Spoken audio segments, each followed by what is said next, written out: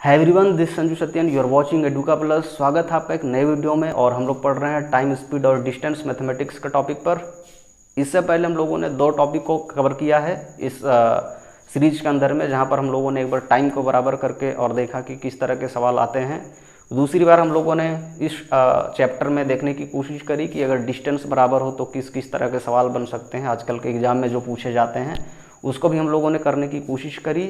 Awesome से सवाल जो हर एग्जाम में पूछे जाते हैं, सीजीएल की बात करें, सीएचएसएल की बात करें, एमटीएस की बात करें, रेलवे की बात करें, या जितने भी टाइप के एग्ज़ाम की बात करें, हर जगह पर पूछी जाती है। तो वैसे कॉन्सेप्ट जिसके कारण से सवाल छोटे होते हैं उसको हम लोगों ने देखने की कोशिश करी। और सबसे ज़रूरी चीज़ है, आजकल के एग्ज़ाम में आप सवाल कितने कम समय में कर पाते हैं, सबसे वो मायने रखता है। क्योंकि अगर आपने ज़्यादा सवाल करें कम समय में, इसके कारण से आपके जो सिलेक्शन के चांसेस है वो बढ़ जाते हैं। तो हम लोग कोशिश करेंगे कि सबसे पहले कॉन्सेप्ट देखें, उसको हम लोग किस तरह से अप्लाई कर सकते हैं सवालों के बीच में। क्योंकि अगर आपको कॉन्सेप्ट नहीं पता है तो इसका मतलब है सवाल में जब आप उसको अप्लाई करेंगे तो थोड़ी सी प्रॉब्लम देखने को मिलेगी। तो इसलिए हम लोग सबसे पहले कॉन्सेप्ट डिस्कस करेंगे, उस पर किस तरह के सवाल आजकल के रिसेंट ईयर्स में बने उसको देखेंगे। उसके बाद हम लोग उस टॉपिक को ओवर करेंगे। तो आज की टॉपिक जो है वो है एवरेज स्पीड। आपने हर बार देखा होगा इस टॉपिक को, आपने इसको पढ़ा भी होगा। हम लोग उसी को करने की कोशिश कर रहे हैं।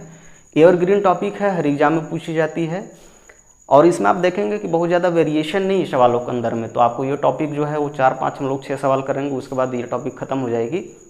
तो बहुत ही छोटी वीडियो के अंदर में इसको हम लोग कोशिश करेंगे कि ख़त्म हो जाए। उसके बाद फिर हम लोग रेलगाड़ी वाली जो टॉपिक होती है, जहाँ पर हम लोग स्पीड, टाइम और बाकी चीज़ों को कैलकुलेट करते हैं और रिलेटिव मोशन को हम लोग अप्लाई करते हैं, उसको भी हम लोग देखने की कोशिश करेंगे। तो मेरे हिसाब से 1 या 2 वीडियो के बाद में ये पूरी की पूरी जो चैप्टर है वो ख़त्म हो जाएगी। तो आज हम लोग एवरेज स्पीड को देखेंगे। एवरेज स्पीड क्या है? अगर आपसे कोई ये कहता है कि एवरेज स्पीड मेरी गाड़ी की इतनी है, तो इसका मतलब क्या है? इसका मतलब ये है कि कभी आपने नोटिस किया होगा कि जब आप कहीं पर घूमने जाते हैं तो कभी आप बाइक को बहुत स्पीड से चलाते हैं, तो आप कम समय में बहुत ज़्यादा दूरी कवर कर लेते हैं। और फिर जब भीड़ भाड़ हो तो आप देखते हैं कि ब्रेक मारकर चलनी है या ब्रेक पर चलनी है, तो वहाँ पर आप देखते हैं कि बहुत ज़्यादा टाइम लगती है और आप कम डिस्टेंस को कवर करते हैं, या वहाँ पर आपकी स्पीड कम हो जाती है बेसिकली।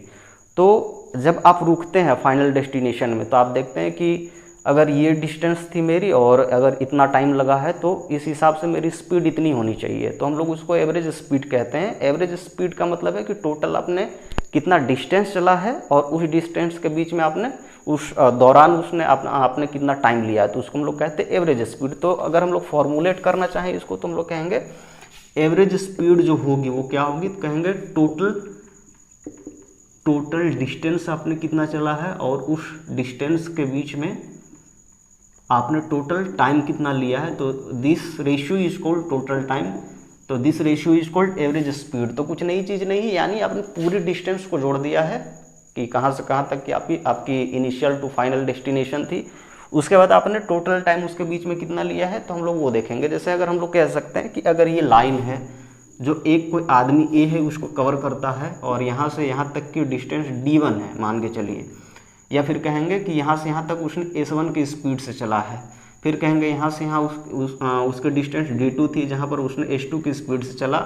कम भी हो सकती है, ज़्यादा भी हो सकती है s1 का वैल्यू s2 से, तो हम लोग कुछ भी कह सकते हैं, इसमें कुछ नई चीज़ नहीं है। फिर कहेंगे यहाँ पर d3 थी मान के चलो, और यहाँ से यहाँ की स्पीड इसकी s3 थी, और ये d4 फाइनली, और यहाँ पर इसकी स्पीड s4 थी। तो हम लोग कहेंगे टोटल डिस्टेंस इतने की, अगर एवरेज स्पीड निकाले तो क्या लिखेंगे, कहेंगे एवरेज स्पीड टोटल डिस्टेंस इसने कितना चला, तो कहेंगे d1 + d2 + d3 + d4। तो this the total distance. Time की बात कर रहे हैं टोटल में, तो कहेंगे अगर d1 की डिस्टेंस थी और s1 स्पीड से उसने कवर किया था तो टाइम कितनी लगनी चाहिए, तो हम लोग कहेंगे d1/s1। बात समझ पा रहे हैं? दूसरी बात अगर हम लोग यहाँ पर बात करेंगे तो कहेंगे d2/s2, ये टाइम लगेगी। फिर इसी तरह से यहाँ पर d3/s3, ये टाइम लगेगी, क्योंकि डिस्टेंस और स्पीड का रेशियो ही तो टाइम देता है। तो यहाँ पर हम लोग कहेंगे d4/s4, ये हम लोगों की टाइम लगेगी।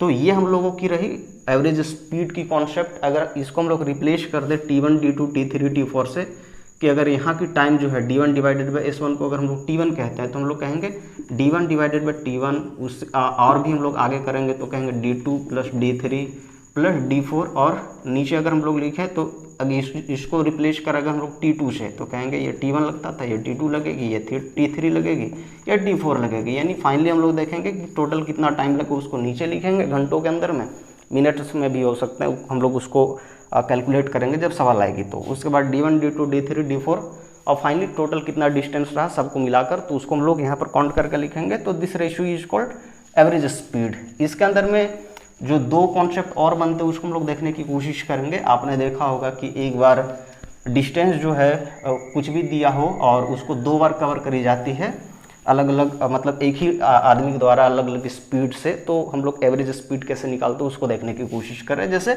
एक आदमी है जो यहाँ से चलता है ए से या P से Q तक, तो हम लोग कहेंगे ये उसकी डिस्टेंस हो जाएगी। और एक बार उसकी स्पीड थी S1 तो T1 टाइम लगता था, उसके बाद वापस आता है S2 स्पीड से और वापस T2 टाइम लगता है उसको, तो हम लोग कहेंगे एवरेज स्पीड निकालो। तो एवरेज स्पीड क्या होगी, तो कहेंगे यहाँ पर डिस्टेंस बराबर है, तो डिस्टेंस बराबर है तो हम लोग ये कह सकते हैं इस कंडीशन में कि डिस्टेंस जब बराबर होती तो पिछला बार हम लोगों ने देखा था कि जो टाइम और स्पीड का रेशियो है कुछ इस तरह से हो जाता था कि S1 T1 का वैल्यू जो होगा जस्ट बराबर होगा S2 T2 का, क्योंकि यही तो D के बराबर है। तो हम लोग ये कह सकते हैं कि S1 बटा S2 जो होगा this equal to T2 divided by T1। तो ये होती थी अगर हम लोग एवरेज स्पीड निकालें इसका, तो एवरेज स्पीड क्या होगी, तो कहेंगे एवरेज स्पीड होनी चाहिए टोटल इसने कितना डिस्टेंस चला है, तो हम लोग कहेंगे 2D चला है और कितना टाइम लिया, कहेंगे T1 प्लस T2 लिए। या तो आप ये करें तो एक तो फॉर्मूला ये बन सकती है, अगर डिस्टेंस आपको मालूम है तब, डिस्टेंस मालूम नहीं स्पीड और टाइम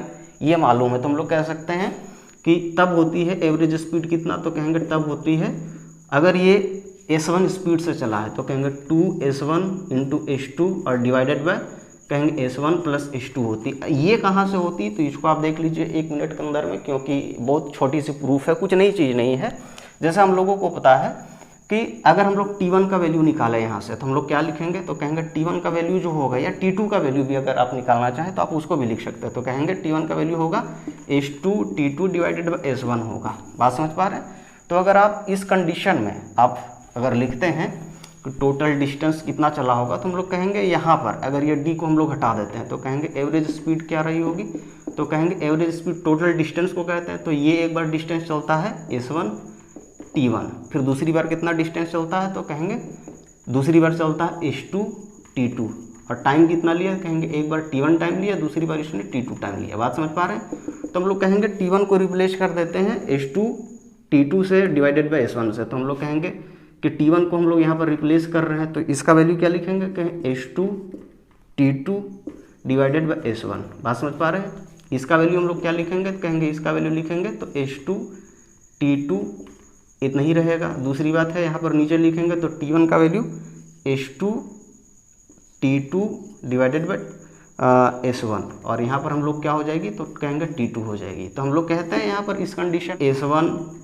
S2 T2 एक बार आएगी, प्लस में अगर इसका एलसीएम लेते हैं तो हम लोग को मिल जाएगी S2 S1 और यहाँ पर T2 नीचे हम लोगों को मिल जाएगी। तो हम लोग कहेंगे S2 T2 तो रहेगी, साथ में हम लोग को मिल जाएगी T2 और S1। तो यहाँ से अगर हम लोग कॉमन ले लें, आप देख पा रहे होंगे कि S1 T2 है, S2 T2 है, तो इसमें से हम लोग T2 को कॉमन ले लेते हैं और यहाँ से T2 को कॉमन ले लेते हैं। तो आप देख पा रहे होंगे कि अगर जैसे ही हम लोग कॉमन लेते हैं तो कट जाती है, कुछ नई चीज़ नहीं है। मैं बगल में लिखने की कोशिश करता हूँ, कुछ नई चीज़ नहीं है इसमें। तो कहेंगे नीचे में हम लोगों ने कॉमन ले लिया T2 को, तो हम लोगों को मिली S1 प्लस S2। बात समझ पा रहे हैं। ऊपर से भी हम लोग क्या करते हैं कि T2 को कॉमन ले लेते हैं, इसको कॉमन ले लेते हैं, दोनों में है।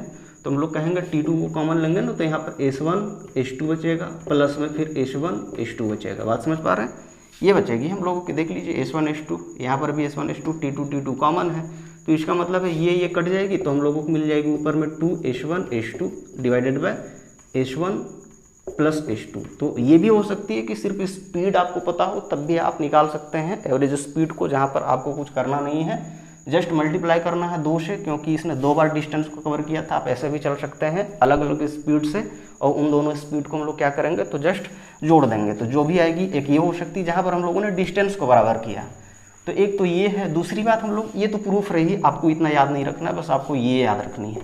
बात समझ पा रही, ये रिजल्ट है। तो हम लोग वहाँ से निकालते हैं। अभी तक आपने देखा कि इसको प्रूफ कैसे करते हैं, आपने पढ़ा होगा कि 2xy divided by x plus y करते हैं, जहाँ पर x और y अलग अलग स्पीड हो, जहाँ पर डिस्टेंस बराबर हो। तो हम लोग ऐसे सवालों को छोटा कर सकते हैं। तो यही सवाल रही, कैसे छोटा कर सकते हैं मैंने उसी को दिखाने की कोशिश करी। आगे हम लोग ये कह सकते हैं कि अगर टाइम बराबर हो तो हम लोग कैसे करेंगे। तो दूसरा कॉन्सेप्ट इसी में कि टाइम जो है, टाइम बराबर हो तो उस समय हम लोग एवरेज स्पीड कैसे निकालेंगे।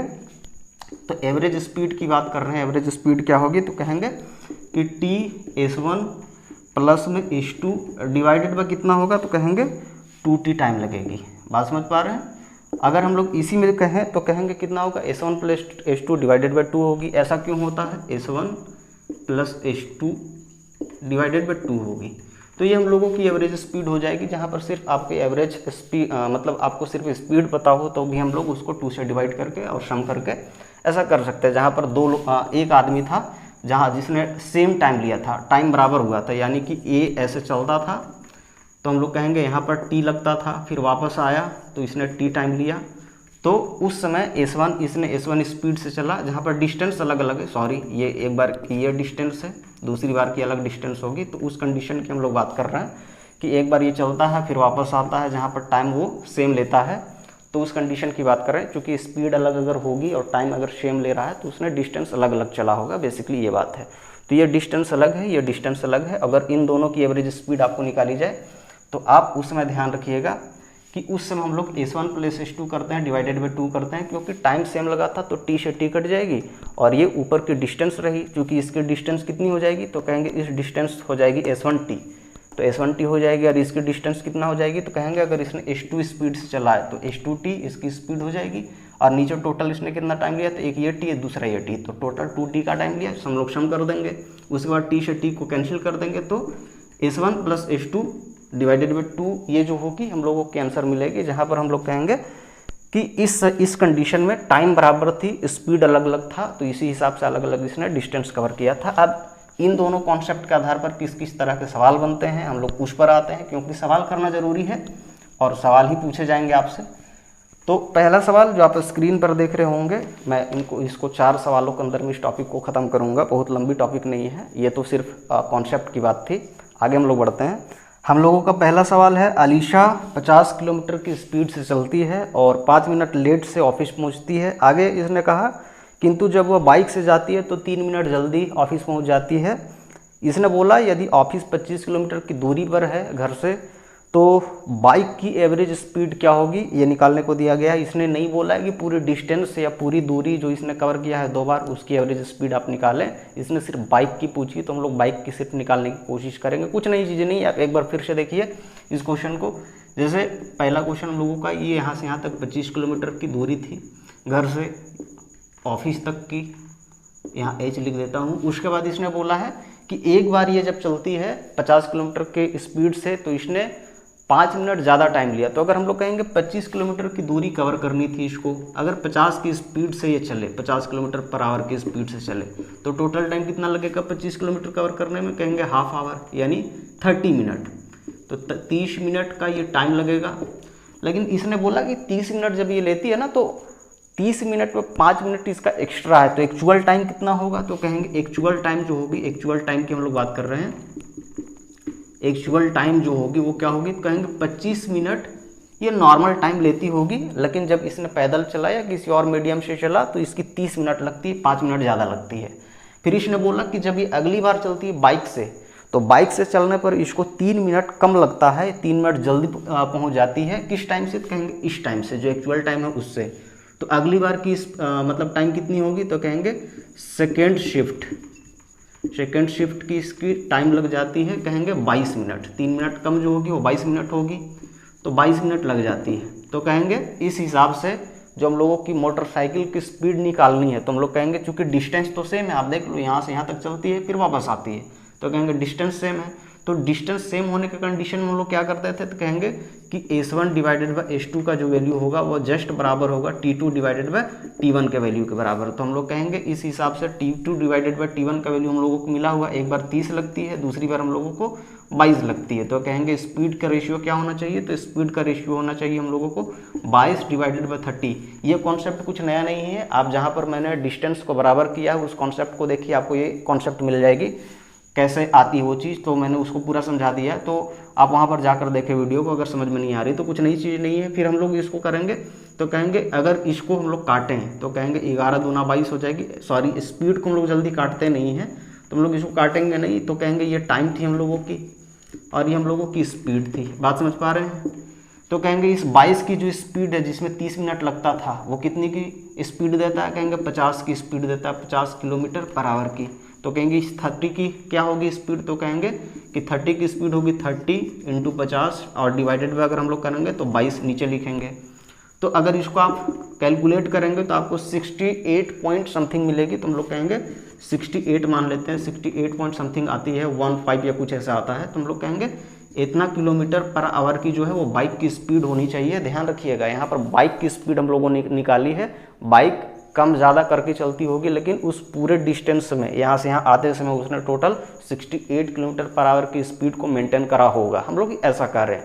इसने एवरेज स्पीड अलीशा की नहीं पूछी है, अगर अलीशा की पूछती तो हम लोग उसको कैसे निकालते, तो कहेंगे उसको हम लोग निकाल सकते थे कुछ इस तरह से। मैं यहाँ पर मिटा देता हूँ ताकि आप इसको देख पाएँ।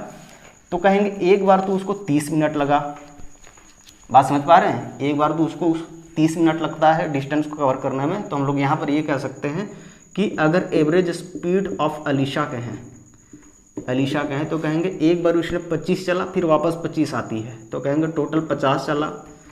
टोटल टाइम इसके बीच में कितना लगा, तो कहेंगे एक बार इसने 30 मिनट लिया और दूसरी बार इसने कितना लिया, तो कहेंगे 30 मिनट और 5 मिनट ज़्यादा था। इसका मतलब एक्चुअल टाइम 25 का था। 25 में से फिर 3 इसने और कम लिया, इसका मतलब है यहाँ पर इसने 22 लिया। तो इस हिसाब से अगर हम लोग कैलकुलेट करें ये मिनट, तो हम लोग ये कह सकते हैं कि 50 ये हो गई। उसके बाद इसको हम लोग लिखेंगे तो 52 मिनट हो जाएगी। 60 से अगर हम लोग मल्टीप्लाई कर दें तो आवर में आंसर आएगी स्पीड हम लोगों की। तो इतना किलोमीटर पर आवर की स्पीड हो जाएगी, जो भी होगी हम लोगों की आंसर होगी। काटना चाहें तो 13 से इसको काट सकते हैं 4 बार में, इसको 15 से काट सकते हैं। 1.1 हम लोग लिख सकते हैं, इसको 1.15 कुछ भी ऐसे आएगी, तो हम लोग 1.1 तक ही रहने देते हैं। इसके बाद इसको मल्टीप्लाई करेंगे तो हम लोग को मिलेगा 11 × 55, यानी 55 पॉइंट जो समथिंग होगी वो इसकी एवरेज स्पीड होगी आने और जाने दोनों के क्रम में। तो हम लोग ऐसे इसको लिख सकते हैं, कुछ नई चीज़ नहीं है। अगर समझ में आ गई है तो थम्स अप करिएगा वीडियो को। आगे बढ़ते हैं और दूसरी सवाल आप स्क्रीन पर देख रहे हैं।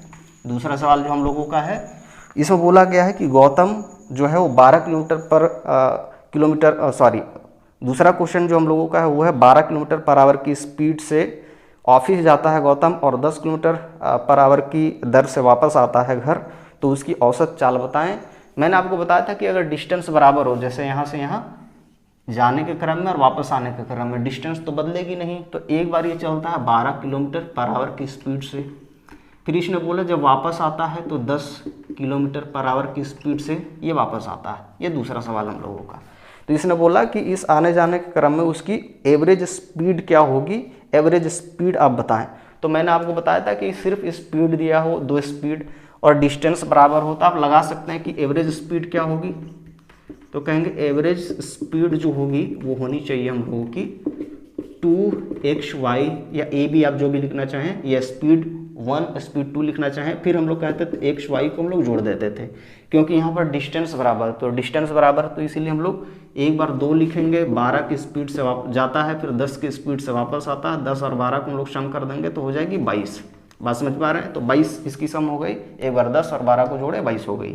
इसको हम लोग काटेंगे तो कहेंगे 11 दूना 22 होता है। 120 आ गई इधर से। 120 को अगर हम लोग 11 से डिवाइड कर दें तो हम लोगों को मिलेगी 10 पॉइंट, और बाकी बच रही थी यहाँ पर 10, तो 10 को हम लोग डिवाइड करेंगे 11 से तो 0.99 आएगी। तो कुछ इस तरह से हम लोगों को मिलेगी, यानी 11 के आसपास में इसकी स्पीड हम लोगों की मिलेगी। तो 11 हम लोग कर देते हैं इसको, या 10.9, सॉरी यहाँ पर ऑप्शन दिया हुआ था तो हम लोग 10.9 को ही इसको टिक करेंगे। तो इतना किलोमीटर पर आवर की इसकी एवरेज स्पीड हो जाएगी। कुछ नई चीज़ नहीं है, फिर से एक बार समझ लीजिए। जहाँ पर डिस्टेंस बराबर होती है उस केस में हम लोग क्या करते हैं कि अगर स्पीड दी हुई हो, डिस्टेंस बराबर हो, तो हम लोग 2 × H1 H2 करते थे, डिवाइडेड बाय लिखते थे दोनों स्पीड का सम। तो दोनों स्पीड का सम हम लोगों ने लिखा, एक बार 12 की स्पीड से चलता है, फिर 10 की स्पीड से वापस आता है। तो एक बार 10 और 12 को जोड़ा तो 22 आ गई। उसके हिसाब से 2 को हम लोगों ने यहाँ लिखा, यहाँ पर x की वैल्यू 12 थी, दूसरी वैल्यू 10 थी। कैलकुलेट किया हम लोगों ने तो 120 डिवाइडेड बाई 11 पड़ा। 120 डिवाइडेड बाई 11 को अगर हम लोग कैलकुलेट करें तो हम लोगों को 10.99 कुछ इस तरह से मिलनी चालू हो जाएगी। तो इसको हम लोग कहेंगे 10.9 किलोमीटर पर आवर की स्पीड इसकी रही होगी, एवरेज स्पीड आने और जाने दोनों को मिलाकर। तो इस चीज़ को आप ध्यान रखिएगा, यहाँ पर बाइक वगैरह को नहीं पूछा गया है, तो इसीलिए हम लोग किसी स्पेसिफिक चीज़ को नहीं निकालेंगे। तो इस तरह से हम लोगों का ये सवाल रहा, दूसरा सवाल। और आगे बढ़ते हैं तीसरा सवाल की तरफ। आप बोर्ड पर देख रहे होंगे, तीसरा सवाल हम लोगों का है कि एक व्यक्ति 10 किलोमीटर पर आवर की स्पीड से कल्याण से मुंबई जाता है और 15 किलोमीटर पर आवर की स्पीड से वापस आता है। तो इसने बोला कि पूरी यात्रा के दौरान उसकी स्पीड क्या होती, यानी आने और जाने दोनों को हम लोग मिलाकर एवरेज स्पीड निकालने की कोशिश करेंगे। तो मैंने फिर कहा कि यहाँ पर डिस्टेंस नहीं बदल रही है, तो डिस्टेंस नहीं बदल रही है इसका मतलब क्या होगी कि अगर ये मुंबई था और ये कल्याण था, तो मुंबई टू कल्याण ये जाता है, तो एक बार जाता है कितना की स्पीड से, तो कहेंगे जाने का काम होता है 10 किलोमीटर पर आवर की स्पीड से। तो 10 किलोमीटर पर आवर की स्पीड से जाता है, वापस आता है, तो इसको 15 किलोमीटर पर आवर की स्पीड जो है वो मेंटेन करनी पड़ती है। और इस कारण से ये पूरा डिस्टेंस को कवर करता है। पूरी यात्रा के दौरान उसकी एवरेज स्पीड क्या थी, तो हम लोगों को पता है कि अगर एवरेज स्पीड की बात करेंगे, एवरेज स्पीड की अगर हम लोग बात करेंगे तो क्या लिखेंगे 2 × XY divided by x + y। क्यों? क्योंकि यहाँ पर डिस्टेंस बराबर है। उस कंडीशन की बात कर रहे थे जहाँ पर हम लोगों ने निकाला भी था कि अगर 2t कर देंगे और डिवाइडेड बाय हम लोग लिखेंगे t1 + t2 टाइम दिया हुआ है, तो हम लोग वैसे निकाल सकते हैं। लेकिन यहाँ पर टाइम नहीं दी गई है, तो हम लोग टाइम क्यों इसको फाइंड आउट करने की कोशिश करेंगे। तो इस हिसाब से हम लोग ये कहें तो कहेंगे एक बार 2 और 10 को मल्टीप्लाई करेंगे 15 के साथ में, और नीचे हम लोग लिखेंगे 10 और 15 तो 25 आ जाएगी। तो 25 को हम लोग नीचे लिखेंगे, 3 × 5 = 15 आती है, 5 × 5 = 25 आती है। उसके बाद हम लोग इसको और काटें तो 5 दूना 10 कट जाएगी, तो 2 दूना 4 आती है 12, यानी कि 12 किलोमीटर पर आवर की इसकी एवरेज स्पीड थी। और यही इसका सही आंसर है। एक और तरीका से हम लोग करने की कोशिश कर सकते हैं, उसको एलसीएम मेथड कहते हैं। वो कैसे होती है तो उसको भी आप देख लें, कुछ नई चीज़ नहीं है। जैसे हम लोग कह लेते हैं कि टोटल डिस्टेंस रही होगी ना, वो इन दोनों का मल्टीप्लाई रही होगी। तो हम लोग कह लेते हैं कि मान के चलिए टोटल डिस्टेंस इसकी, टोटल डिस्टेंस मान के चलो 60 किलोमीटर रही होगी। तो इस हिसाब से अगर 10 किलोमीटर पर आवर की स्पीड से चले तो 60 कितना में कवर होगा, कहेंगे 6 आवर में। तो कहेंगे 6 आवर इसकी टाइम लग जाती है। और 15 के हिसाब से कितना कवर होगा टाइम, तो कहेंगे 15 के हिसाब से 4 घंटे की टाइम कवर होगी। तो इस हिसाब से अगर एवरेज स्पीड निकालें तो एवरेज स्पीड क्या हो जाएगी, कहेंगे एवरेज स्पीड 60 किलोमीटर ये चलता है, एक बार जाने में और दूसरे बार आने में, तो 2 से मल्टीप्लाई करेंगे, यानी टोटल इसने 120 किलोमीटर की डिस्टेंस कवर करी थी। इस हिसाब से कहेंगे टाइम कितना लगा, एक बार 6 एक बार 4, यानी कि टोटल 10 घंटे की टाइम लगी। तो हम लोग इसको डिवाइड कर देंगे, तब भी 6 दूना 12 किलोमीटर पर आवर की स्पीड मिलेगी हम लोगों को। जब इस तरह से करेंगे तो दूसरी जो क्वेश्चन आप देख रहे थे गौतम वाला कि 12 किलोमीटर की चाल से जाता है और 10 किलोमीटर पर आवर की स्पीड से वापस आता है, तो एवरेज स्पीड क्या होगी, सेम आप कर सकते हैं। बस कुछ करना कुछ नहीं है, दोनों की स्पीड का आप एलसीएम ले लें और उतना को आप टोटल डिस्टेंस मान लें, उसके हिसाब से आपको टाइम निकल जाएगी। जैसे यहाँ पर 10 किलोमीटर पर आवर की स्पीड से और 15 किलोमीटर पर आवर की स्पीड से अगर हम लोग करें तो पहली एलसीएम निकलेगी 60। तो हम लोगों ने टाइम को कैलकुलेट कर दिया 6 और 4, टोटल टाइम को हम लोगों ने सम कर दिया तो 10 आ गई। वहाँ पर भी हम लोग कर सकते हैं, तो कुछ नई चीज़ नहीं, ऐसा भी हम लोग कर सकते हैं। एलसीएम मेथड ये कहते हैं।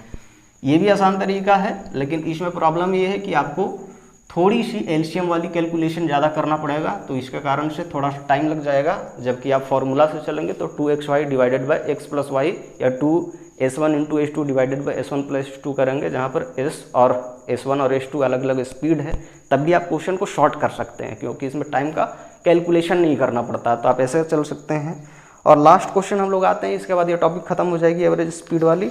और हम लोगों का सवाल है, कोलकाता में एक टैक्सी 50% की दूरी जो है वो 50 किलोमीटर पर आवर की स्पीड से कवर करती है, जबकि 40% की जो दूरी होती है उसको 40 किलोमीटर पर आवर की स्पीड से कवर करती है, और बची हुई जो डिस्टेंस है 10% की दूरी उसको ये कवर करती है 20 किलोमीटर पर आवर के स्पीड से।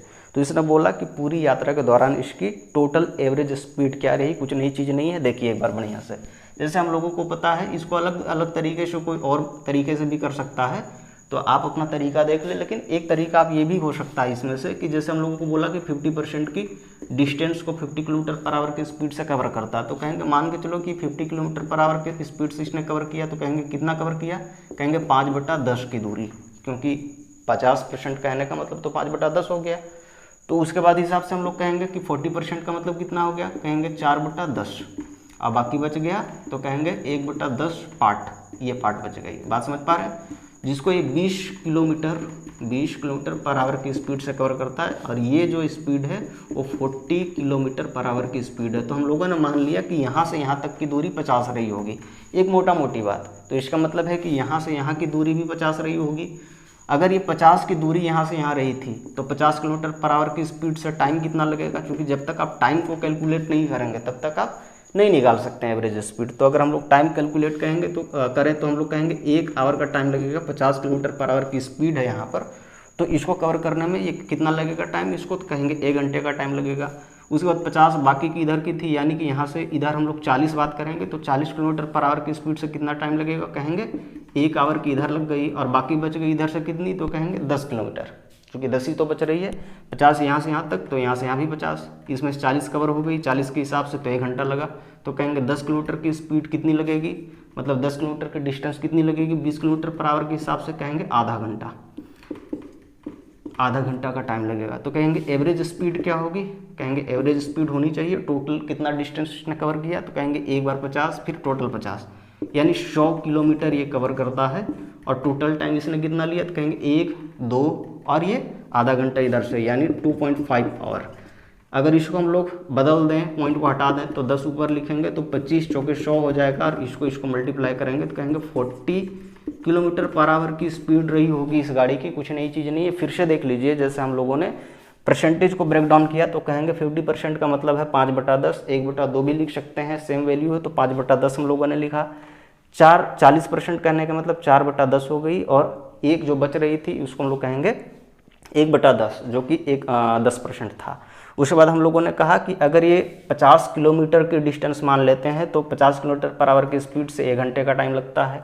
यहाँ से यहाँ बाकी 50 बच गई थी, चूँकि ये 40 है, यहाँ से यहाँ और यहाँ से यहाँ 10 है, तो इस हिसाब से हम लोग कर सकते हैं कि 40 किलोमीटर कवर करने में 1 घंटे का टाइम लगेगा 40 के हिसाब से। अगर 20 किलोमीटर के पर आवर के हिसाब से चले तो 10 किलोमीटर जो बची हुई थी उसको कवर करने में आधे घंटा का टाइम लगेगा। तो इस हिसाब से टोटल 2.5 घंटे का टाइम लगा। कितना कवर करने में, 100 किलोमीटर कवर करने में। इसको हम लोगों ने डिवाइड किया तो कहेंगे 40 किलोमीटर पर आवर की इसकी स्पीड रही होगी, एवरेज स्पीड। कुछ नई चीज़ नहीं थी। इस तरह से एवरेज स्पीड का जो टॉपिक है उसको हम लोग ख़त्म करते हैं। इस पर कई सारे और भी सवाल बन सकते हैं, लेकिन जो वेरिएशंस हो सकते थे मैंने दिखाने की कोशिश करी। आप चाहे एलसीएम वाला तरीका से करें या फिर आप जो डिस्टेंस बराबर करने का तरीका था आप उससे करें, तो हर जगह पर आंसर सेम आएगी। और इस तरह से हम लोग सवालों को छोटा भी कर सकते हैं। सबसे ज़रूरी चीज़ है सवाल छोटा करना। मैं हर बार कहता हूँ कि सवाल आप जितना छोटा कर सकें, जितना आप लंबा सोच सकें सवाल को छोटा करने के लिए, उतना आप सोचने की कोशिश करिए ताकि सवाल छोटे हो सके और आपके ज़्यादा मार्क्स आ सकें। तो इस तरह से आज की यह टॉपिक ख़त्म होती है। अगली टॉपिक में फिर मिलेंगे जहाँ पर हम लोग डिस्कस करेंगे जो ट्रेन वाले क्वेश्चन होते हैं उसको, और वहाँ पर हम लोग रिलेटिव स्पीड को कैसे यूज करते हैं उन क्वेश्चंस में उसको देखने की कोशिश करेंगे। तब तक के लिए जय हिंद, जय भारत।